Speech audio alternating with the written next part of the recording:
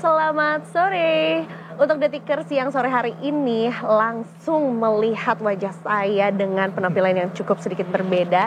Kayaknya pasti langsung heran deh, hari ini kayaknya ada sesuatu yang spesial. Memang saya nggak akan sendirian, nanti masih akan ada Kak Edo juga yang nemenin saya. Tapi tentunya Eiza Bang Fira hari ini hadir lagi di Detik Sore.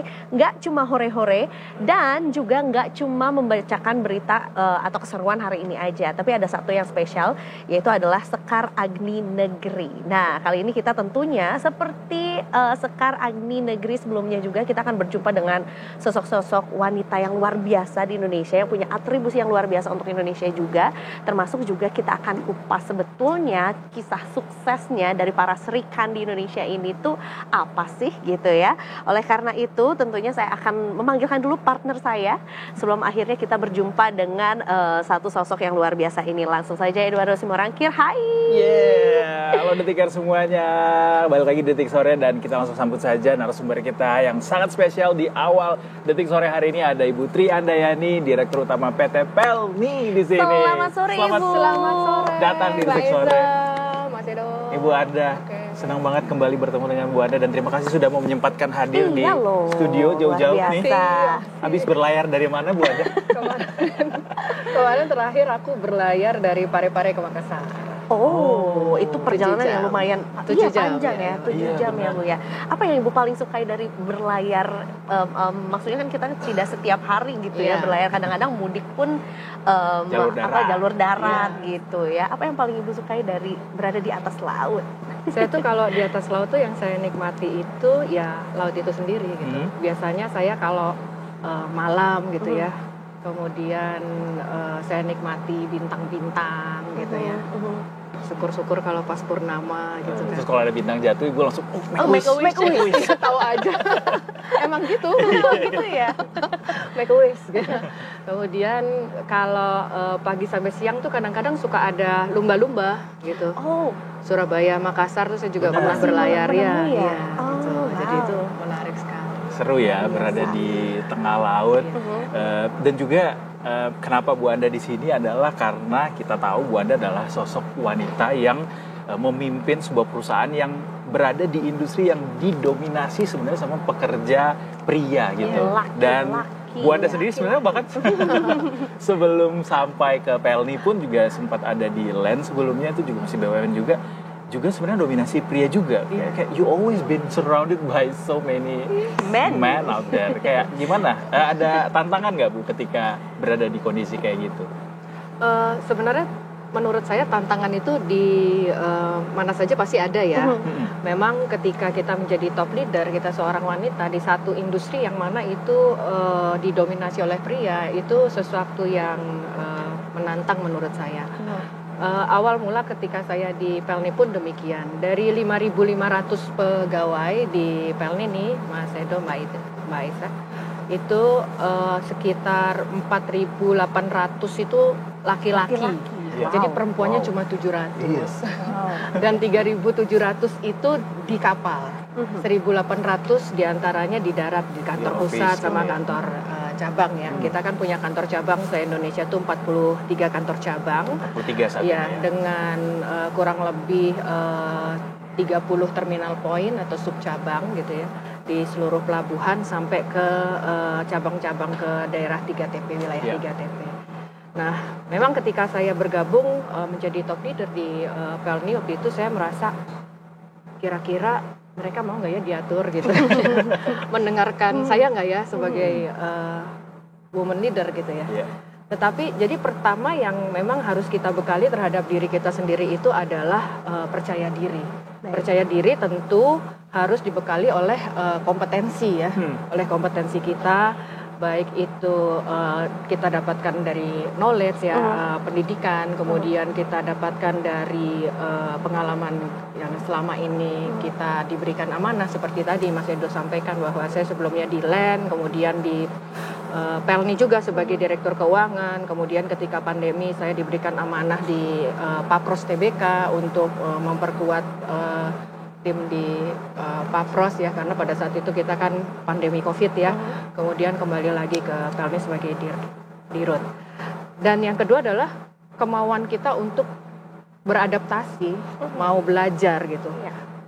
saya itu kan backgroundnya bankers ya, Betul. sehingga harus mau tahu nih kapal gitu kan. Jadi saya banyak jalan, saya Ngulik banyak ya, Bu, ya? iya banyak melakukan monitoring, saya bicara dari teman-teman di kapal itu, baik di tataran perwira, di tataran tamtama gitu ya. Kemudian saya juga masuk ke kamar mesin. Dan jangan malu bertanya gitu. Saya bertanya ini apa, oh ini mesin induk, ini mesin bantu ya, auxiliary engine, kemudian ada main engine gitu ya. Kemudian ya saya bertanya secara detail gitu. Saya masuk dapur, saya masuk toilet, sehingga ketika kita percaya diri, kemudian ketika kita mau untuk belajar, ketika kita mau beradaptasi, maka yang saya harapkan bahwa nanti keputusan-keputusan atau eksekusi yang saya ambil nanti akan fokus, detail dan benar ya. Pada akhirnya bisa diterima sama rekan-rekan tim kita yang dan lain. bermanfaat untuk korporasi. Gitu. Kalau kita nggak mau tahu, kita nggak adaptif, kita nggak mau belajar, nanti keputusannya salah. Iya. Termasuk juga ini Bu, yang menarik adalah ketika Ibu terjun ke dalam satu industri yang semakin orang libur, semakin Ibu sibuk. Kan? Benar-benar. Oksimoron. Iya, yang harus. Kayaknya orang lain udah merencanakan liburan dari berapa bulan lalu, Ibu sudah mempersiapkan dari lebih panjang lagi juga. Sebelum kita masuk ke pertanyaannya, yang saya sebenarnya pengen tahu adalah sebagai woman leader, ada healingnya nggak sih Bu? Ada, harus healingnya? ada. Kalau enggak stres. Atau justru kerja itu sambil healing juga buat Bu Anda. Ya, itu benar. Jadi kita itu bagaimana kita bisa menyikapi bahwa ya sambil kerja ya kita juga ya itu bagian dari yang dinikmati. Dinikmati gitu. Mensyukuri sih kuncinya. Mensyukuri gitu. Kalau ngeluh terus ya capek. Terima kasih sudah menampar kita ya, Bu, ya. Tidak boleh mengeluh ya teman-teman. Syukuri. Betul, yang itu boleh tapi secukupnya aja gitu kali ya Bu ya. Termasuk kita juga mau mundur pada saat satu momentum yang luar biasa juga ketika Pak Presiden Prabowo juga memberikan apresiasi yang luar biasa kepada Ibu dan juga PT Pelni setelah ada program mudik yang berjalan dengan lancar dan luar biasa juga. Apa Bu sebetulnya kisah yang mungkin bisa di-share sama Detikers hari ini? Dalam satu program kerja atau dalam satu perencanaan apapun itu kesuksesan itu berawal dari bagaimana kita merencanakannya, menyiapkannya jauh-jauh hari. Nah, kemarin itu juga terkait dengan angkutan lebaran. Penumpang kita nih tahun ini naik 4%, Mas Edo. Penumpang Pelni ya? Iya, penumpang Pelni. Jadi kurang lebih ada 650.000 penumpang, ini naik 4% dibandingkan tahun lalu. Dan alhamdulillah on time performance kita mencapai 98%. Keren.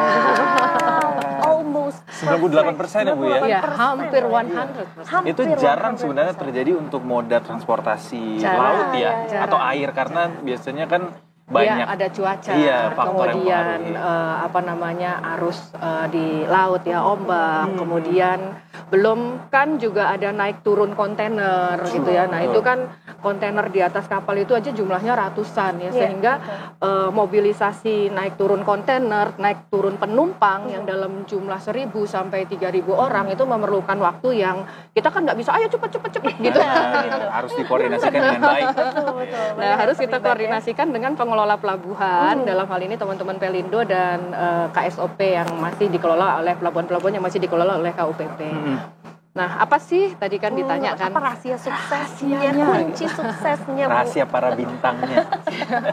Jadi pertama Pelni itu mempunyai 3 pilar utama, yaitu safety first, zero accident, dan service excellence. Dan yang tadi saya sampaikan bahwa kami mempersiapkan secara detail ya, dan mungkin karena detail itu adalah mohon maaf Mas Edo gitu ya, detail itu adalah punyanya perempuan. Oke. Hidup perempuan. Girl That's my compliment as well. That's true. Betul. Detail itu punyanya perempuan, sehingga waktu itu ada saya mempersiapkannya juga dengan yang persiapan kegiatan, ada kemudian ada persiapan layanan, ada persiapan ya. Contohnya kalau persiapan kegiatan nih, 3 sampai 4 bulan sebelum Nataru, angkutan lebaran ya, peak season lebaran itu kami melakukan workshop keselamatan kapal. Oke. Apa sih workshop keselamatan kapal itu? Teman-teman di atas kapal itu melakukan uji coba keselamatan gitu. Jadi ya menurunkan skoci, kemudian seolah-olah terjadi kebakaran gitu ya, terus ya semuanya gitu ya, itu dengan Kementerian Perhubungan, dengan TNI Angkatan Laut dan dengan Biro Klasifikasi Indonesia. Sehingga apa sih yang diharapkan bahwa safety awareness dari ABK di atas kapal itu jadi yang biasanya kan kalau nggak lagi, masalahnya kalau peak season kan penumpangnya kan banyak sekali gitu ya. Macam-macam jenis penumpang pun. Iya. Nah, kalau yang di low season atau reguler itu kan tidak mungkin 50-60% gitu ya. Sehingga mereka itu ya lebih lebih aware gitu ya terhadap safety. Kemudian koordinasi dengan seluruh stakeholder juga kita lakukan, baik dengan Kementerian Perhubungan dan teman-teman Pelindo, dalam hal ini sarana prasarana pelabuhan. Kami menyurati Kementerian Perhubungan, menyurati Pelindo, di pelabuhan itu gitu ya, pengamanannya kurang loh. Di pelabuhan ini dermagamu grompal loh gitu kan ya. Jadi nanti kalau ngebaret kapal lambung sobek gitu kan ya. Jadi itu kita sudah lakukan sebulan 2 bulan sebelum masuk masa peak season, sehingga mereka bisa membenahi sarana prasarana pelabuhan. Jadi cukup cerewet untuk hal-hal detail itu ya Bu ya. Detail sekali. Terus dengan TNI Polri kami juga bersurat gitu ya, bahwa kami mohon bantuan pengamanan untuk di pelabuhan-pelabuhan padat seperti Medan, Batam, Jakarta, kemudian Surabaya, Makassar, Bau-Bau gitu ya, di Ambon gitu ya. Dan dengan teman-teman BMKG, Basarnas juga kita menyampaikan kami memasuki masa peak season dari tanggal sekian sampai tanggal sekian, kemudian minta dukungan dari teman-teman BMKG dan Basarnas untuk emergensi situasi ya. Dan kemudian dibentuk juga posko baik di kantor cabang, kantor pusat ya, dalam comment center kami 24 jam dan juga di Kementerian Perhubungan sentralnya. Gitu. Jadi itu rahasia dari on time performance 98% tadi. Nah, detail banget. Kalau perempuan bilangnya detail, kalau laki-laki bilangnya cerewet. Cerewet, iya benar. Beda POV ya. Tapi cerewet is also in a good way tapi ya. In a good way. Jadinya juga menciptakan tidak hanya kenyamanan untuk para penumpang, kan hasilnya kelihatan kan. Dikeroyok gitu. Jadi selain itu kita juga ini mempersiapkan kayak persiapan armada, itu juga detail juga tuh. Kita ini nih mau masa peak season nih dari 16 Maret sampai 16 April kan kemarin, maka sebelum 16 Maret itu semua kapal harus ready. 55 kapal semua harus sudah docking reguler. Jadi docking yang mestinya jadwalnya jatuh di 16 Maret sampai 16 April itu sudah kita majuin semua. Kemudian juga kita cek alat-alat keselamatan di atas kapal sesuai dengan standar alat keselamatan internasional yang harus 125%. Dan banyak deh pokoknya. Banyak deh kita kalau kayaknya nggak cukup sampai lusa. Saking detailnya. Tapi memang nggak cuma soal on time performance doang, dan itu juga bagian dari semacam transformasi lah ya Bu yang dilakukan di Pelni ya. Bicara soal transformasi di Pelni juga, saya juga secara pribadi mau apresiasi bagaimana tadi on time performance, juga soal tiket yang saat ini sudah gampang diaksesnya. Jadi calo-calo itu bisa terhindarkan ya. Tidak ada lagi waktu dan ruang buat kalian. Dan juga ruang tunggunya juga makin nyaman gitu ya untuk Pelni. Apalagi Bu yang ruang perbaikan yang sedang ingin ditingkatkan buat Pelni sendiri, terutama terkait safety kali Bu ya. Ya, memang terkait safety ini juga banyak yang sudah, alhamdulillah ya, banyak yang sudah kita lakukan. Seperti ada MES ya, Maritime Evacuation System ya. Sehingga kayak kalau di pesawat tuh kayak seluncur dari pesawat gitu ya. Benar. Nah, itu kan sebelumnya belum ada. Nah, di tahun ini sudah ada semua. Semua armada ada. Semua kapal Pelni. Walaupun jangan berharap untuk tapi jangan pernah dipakai ya. Jangan pernah berharap.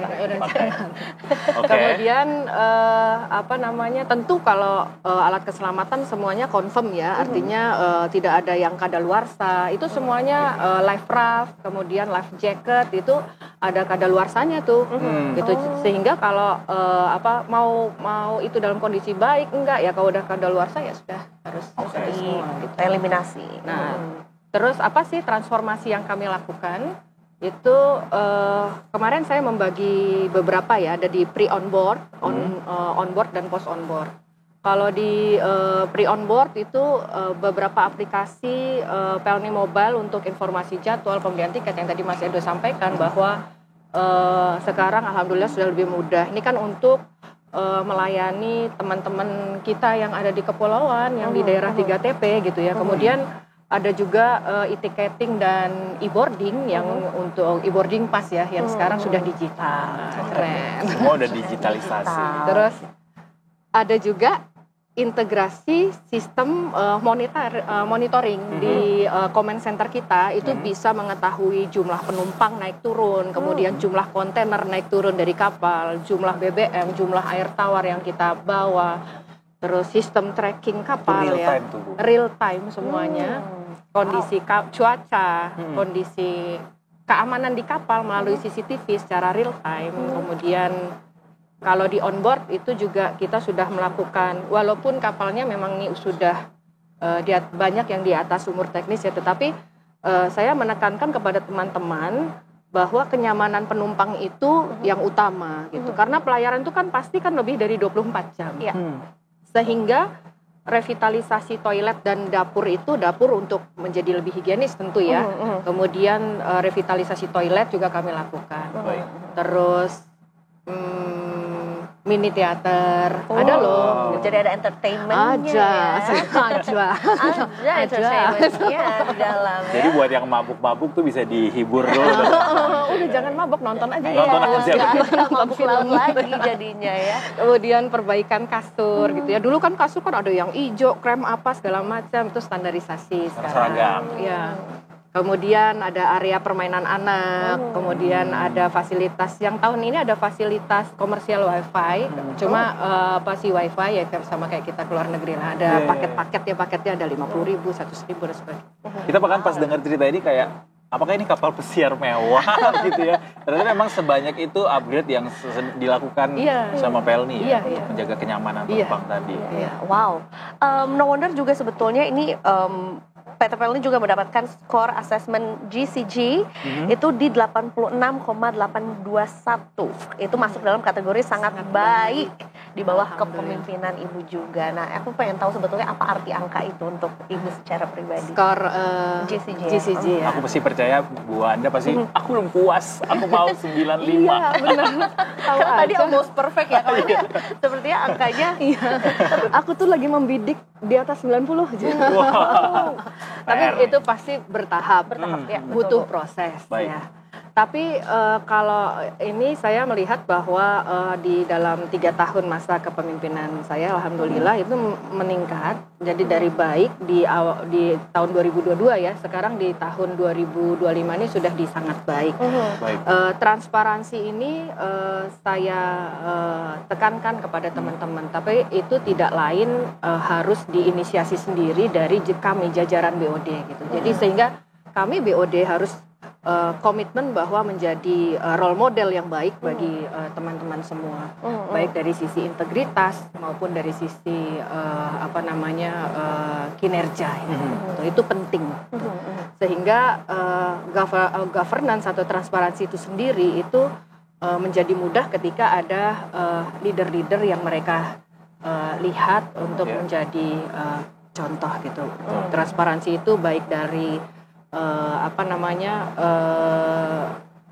pengembangan karir, kemudian jelas aturan dalam perusahaan, baik punishment maupun rewardnya itu jalan itu semua. Dijaga, ya? Itu baik bagian dari governance juga. Kemudian SOP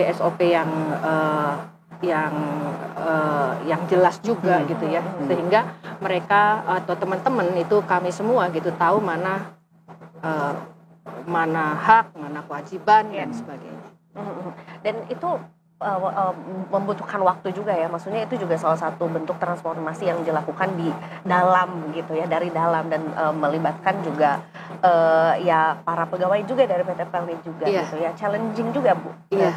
Dan itu saya menerapkan kepemimpinan yang terbuka, banyak mendengarkan, kemudian banyak berdiskusi. Apalagi di Pelni ini sekarang komposisinya 70% usianya kayak kalian. Gen Z. Aduh, Ngaku. Ini gen apa nih? Gen X Bu. Iya. Mereka milenial sih ya Bu ya. Iya. Jadi di Pelni sekarang udah 70% milenial. Jadi Bonus harus demografi tuh Bu ya. Bonus demografi. Banyak mendengarkan, banyak berdiskusi. Kemudian kami BOD berkomitmen menjadi role model bagi teman-teman semua dalam hal bekerja, integritas. Kemudian memberikan kesempatan karir yang sama, jelas dan transparan. Dan itu tadi menegakkan punishment dan memberikan reward sekaligus ya, serta memberikan edukasi yang kita lakukan. Teman-teman di Pelni yang 70% milenials ini mesti sangat bersyukur ketika ada Bu Anda yang jadi pemimpinnya, karena jiwa mudanya mereka jadi terjaga ya Bu ya. karena Bu Anda yang semuda itu, energik. You make it all look easy, Bu Anda, ketika menjelaskan tadi semuanya tuh kayak ya terkoordinasi dengan baik, ini bisa dilakukan ini. Rahasianya apa Bu? Maksudnya kayak jerih payah di balik itu semua yang mungkin orang nggak tahu, tapi I did this thing that much gitu, apa? Yang jelas harus fokus ya.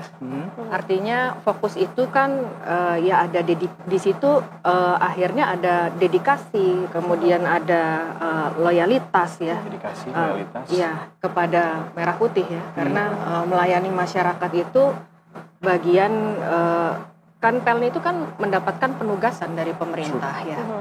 Dalam hal ini melalui Kementerian Perhubungan, sehingga ketika Pelni hadir, maka itu bisa dikatakan negara hadir. Negara hadir untuk memenuhi kebutuhan masyarakat akan moda transportasi laut. Bayangkan negara kita, negara maritim gitu ya, menghubungkan pulau-pulau tuh siapa kalau nggak kapal gitu kan ya. Kalau mungkin moda transportasi teman-teman di moda transportasi udara pun juga ini, tapi kan apa ya, terbatas ya. Ada beberapa daerah-daerah yang sampai 3 TP mungkin ya yang belum bisa didarati oleh, sehingga karena bagian dari itu semangat melayani negeri ini yang harus dijaga gitu. Luar biasa. Mungkin sekalian biar bisa didengar sama teman-teman di Pelni juga Bu Anda. Mungkin sekalian Bu Anda mau curhat juga gitu ya. Apa visi ke depan yang Ibu Anda bayangkan untuk Pelni yang ingin dicapai sama Bu Anda sendiri secara personal gitu, seperti apa sih Bu? Mungkin ada numbers yang ingin di-share atau mungkin filosofi yang seperti apa yang ingin di-share? Kalau visi ke depan untuk lahir dari pemikiran bahwa menurut saya bahwa Indonesia sebagai negara maritim ya, yang terdiri dari puluhan ribu pulau, sudah seharusnya menjadikan transportasi laut itu sebagai urat nadi masyarakat Indonesia ya. Sehingga ya backbone-nya. Sehingga diharapkan dapat tumbuh pusat-pusat perekonomian baru yang itu lahir dari, bisa jadi dari wisata, pariwisata ya. Kemudian perdagangan ekspor impor apapun itu ya, mining, kemudian perkebunan, pertanian dan apapun itu ya, dari semua kepulauan di Indonesia yang kaya raya ini ya, yang gemah ripah loh Jinawi gitu. Yang pada akhirnya nanti endingnya meningkatkan perekonomian nasional. Harapan saya tentunya untuk mewujudkan hal tersebut, pemerintah dalam hal ini menyediakan sarana prasarana kapal ya, baik kapal penumpang maupun kapal barang, kemudian prasarana pelabuhan yang terstandarisasi di seluruh Indonesia, serta pengembangan industri galangan kapal nasional itu saya pikir perlu dilakukan. Ditingkatkan lagi Bu ya. Ditingkatkan lagi. Mungkin di momen ini kayaknya Bu Anda mau bilang, aku mau armada Pelni lebih banyak lagi. Bu, sebenarnya bukan. Sekarang berapa sih Bu totalnya Bu? Totalnya sekarang ada 87. 55 kapal penumpang dan 3 sisanya adalah kapal barang. Ya. Berapa trayek sekarang yang dilayani Bu? Lebih dari berapa? Lebih dari 200-300. Kami menyinggahi lebih dari 300 pelabuhan loh. Oke. 300 pelabuhan. 300 pelabuhan loh ya, luar biasa. Sambil Jadi pelabuhannya harus nambah terus ya. Since Indonesia adalah negara maritim ya, Bu ya. Iya, betul. Iya, Gitu. Sepakat. Jadi memang kebetulan bukan karena pelninya loh gitu ya. Karena kan dalam hal ini BUMN tuh hadir sebagai operator yang di mana melayani negeri ya untuk mengeksekusi perencanaan-perencanaan yang sudah disiapkan oleh pemerintah ya, sudah direncanakan oleh pemerintah, sehingga kami kemarin juga sempat melakukan beberapa review ya, memang kita banyak kurang kapal sih. Oh iya. Kapal penumpang. Pokoknya kalau makin Jadi butuh banyak, berapa lagi, Bu? Mungkin didengar ya sama Erik. karena makin banyak armadanya, kebayang makin banyak yang bisa healing, Iya. kan? Atau Yang mungkin- terbantukan Betul, konektivitas. ya, makin sering ketemu keluarga, makin sering jalan-jalan gitu. Pergerakan logistik orang dan logistik barang ini kan Makin tinggi ya, Bu juga. iya makin tinggi. Betul. Kayaknya kebutuhan masyarakat Indonesia juga nggak kalah tingginya juga. Siapa tahu nanti ada yang dari Tanjung Priok langsung ke Papua pakai kapal pelni. Iya sih, Trayek baru tuh ya. lumayan sih ya, agak panjang Lumayan ya. perjalanannya, tapi Masuk anginnya it's lumayan okay. ya. It's okay untuk punya harapan yang luar biasa juga. Iya, Bu, iya. terakhir, karena ini juga momennya adalah Sekar Agni Negeri juga, Iya. especially for women out there gitu Yes. ya. Terutama yang mungkin masih struggling untuk memilih karir, atau mungkin juga masih struggling dengan, tapi itu adalah industri yang diciptakan untuk pria gitu. Ibu membuktikan, ibu membreakthrough itu. Apa yang mau disampaikan untuk perempuan-perempuan di luar sana, Bu? Jadi kita harus pertama tetap saya menyatakan percaya diri. Itu kunci. Confidence. Kita bisa. Optimistic. Kemudian semangat itu perlu, menjaga vibes yang positif, fokus kepada tujuan karir itu seperti apa, tetapi dengan keseimbangan hidup antara karir dan keluarga tentunya gitu ya. Jadi bisa kok ya. Kalau Bu Anda bisa, Bu Anda bisa, kita insya juga Allah bisa. ada banyak Bu The Anda Tickers lain. juga iya. Benar. The Tickers juga harus bisa. Tickers juga harus bisa. Itu Eza tadi sekalian bilangin buat diri sendiri sebenarnya. Iya. Iya betul, biar terradiates gitu vibe-nya. Kalau kata Bu Anda tadi vibes-nya juga harus dibawa. positif. Positif Iya. juga. Jauhi itu vibes yang negatif gitu ya, teman-teman yang males-males udah tinggalin aja. Oh, iya lah, benar. gitu. Yang suka gibah-gibah tinggalin aja gitu. Betul. Karena katanya kita tuh adalah orang yang kita di-define dari Lingkungan circle kita ya. terdekat kita, Yes, Bu ya. itu. Gitu. Jadi kalau mau di-define apa, tentukan circlemu sebijaksananya seperti apa gitu Yes. ya. Dan Bu Anda, betapa inspiratifnya dan juga luar biasanya kinerja dari Bu Anda sendiri sebagai Direktur Utama Pelni, memberikan inspirasi buat negeri. Detikom juga mempersembahkan Sekar Agni Negeri buat Bu Anda yang akan langsung diberikan penghargaannya oleh Mas Elvan selaku Direktur Kolaborasi Government and Event Detikom. Silakan Mas Elvan, kita boleh berdiri Bu Anda. Wah, terima Selamat, Bu kasih. Anda. Selamat Mas Elvan, Terima terima kasih. kasih, Bu. Terima kasih. Ini The Tickers, Pak Presiden perlu tahu Bu Anda ini adalah sosok pemimpin perempuan yang berada di industri yang maskulin, tapi beliau bisa banyak membuat perubahan dan inovasi. Ya, sini. Luar biasa. Selamat Ibu, Terima mudah-mudahan kasih. terus berinovasi Ya, ya. Bu, jangan Yes. pernah menyerah Bu. Walaupun mau acara reshuffle mau apa, pokoknya Ibu harus terus berjuang. Saya mendukung penuh, biar makin maju. Terima kasih. Atau kasih. calon menteri jangan Bu. Yang itu jangan kemana-mana ya. Terima kasih Bu. Terima kasih kasih. Mas Elvan, terima kasih. Sekali lagi. Terima kasih, Bu. Ya, Bu. Terima kasih Mas Elvan, terima Iya. kasih sekali lagi Bu Anda. Tapi Bu Anda, kita punya tugas tambahan buat Bu Anda buat menutup segmen ini. Bu Anda boleh barengan sama kita nutup segmen ini dengan bilang tagline-nya Detik Sore. Jadi kalau kita bilang detik sore, boleh dijawab dengan nggak cuma hore-hore. Gimana? Nggak cuma hore-hore. Oke. Ya. Ya kenceng ya Bu Anda ya. Oke, dengan semangat luar biasa, Mas Kenceng, Alvan Ibu. juga ya. Ibu semangat sekali Bu. Oke Detikers, jangan kemana-mana karena abis ini masih banyak keseruan dan hal-hal inspiratif lainnya yang akan kita bagikan. Yes. Makanya tetap bersama kami tentunya cuma di Detik Sore. Gak cuma hore-hore. Terima kasih. Terima kasih Bu Anda. Terima kasih.